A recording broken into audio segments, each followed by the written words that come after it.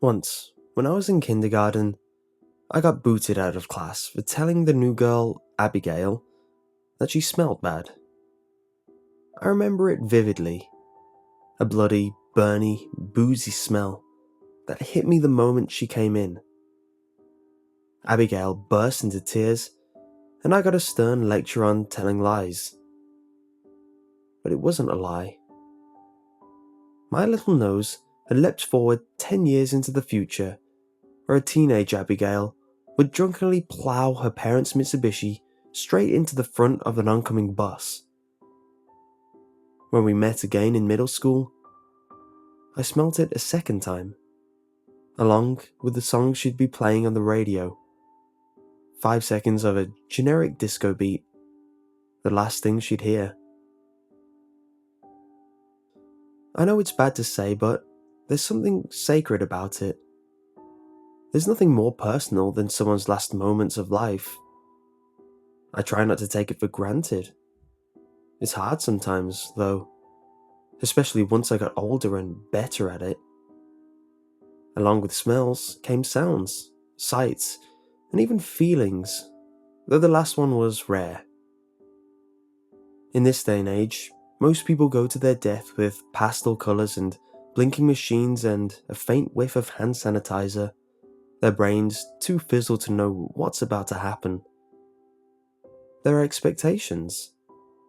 Like Abigail, or my middle school gym teacher, who was going to die with a deafening bang in a rush of mad courage. I couldn't hear a word of his opening lecture because my ears were still ringing. Suicide will do that to you. Have I ever told anyone? Of course not. Can you imagine?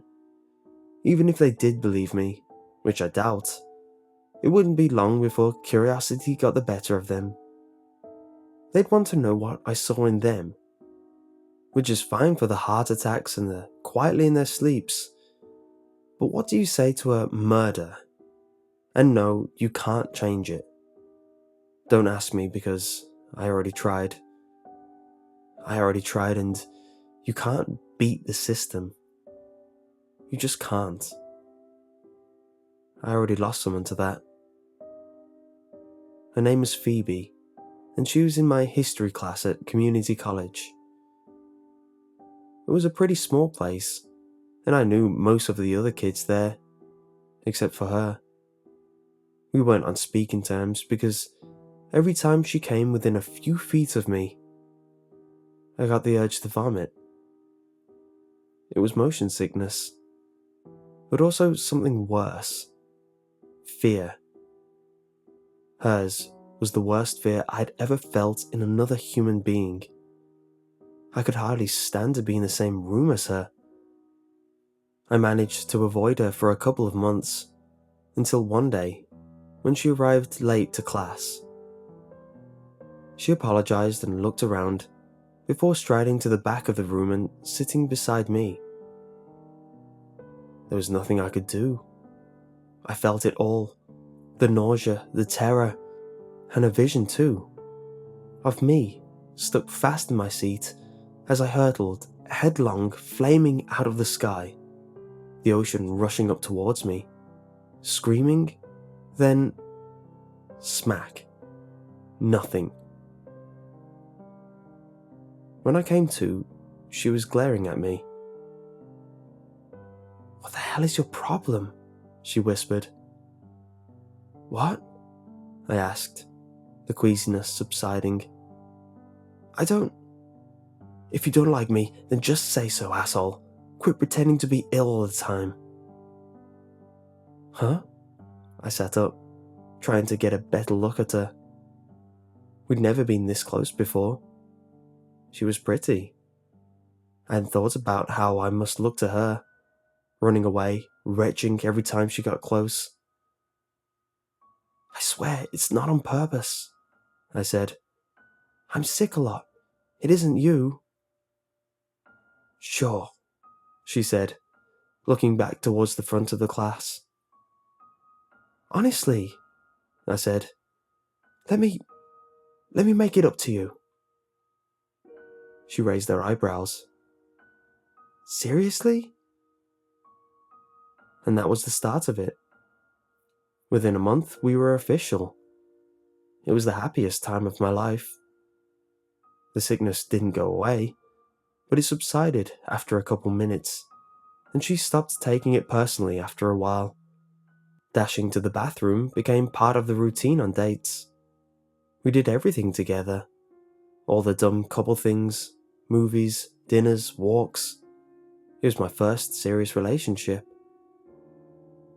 I convinced myself that her death, whatever it was still years into the future. For a while, anyway. At the start of summer, she told me she was going to visit her grandparents out of state. The flight's Monday. I won't be gone much more than a week. Flight? I replied. Yeah, she replied. Hey, what's wrong with you? I convinced her to take a road trip. I can't remember the exact excuse I gave her. Some nonsense about expenses, life experience, our carbon footprint. How it took me that long to guess it was a plane crash I'll never know. I was in too deep, I guess. But whatever it was I said, she must have seen I was serious. She rented a red Mini from the local garage and, after we'd packed up, I kissed her goodbye, and it was the right decision. Okay, she laughed. Weirdo. Straight after she left, I got the urge to call her, but I told myself I was being overprotective. I worked for a few hours, then flopped down in front of the TV.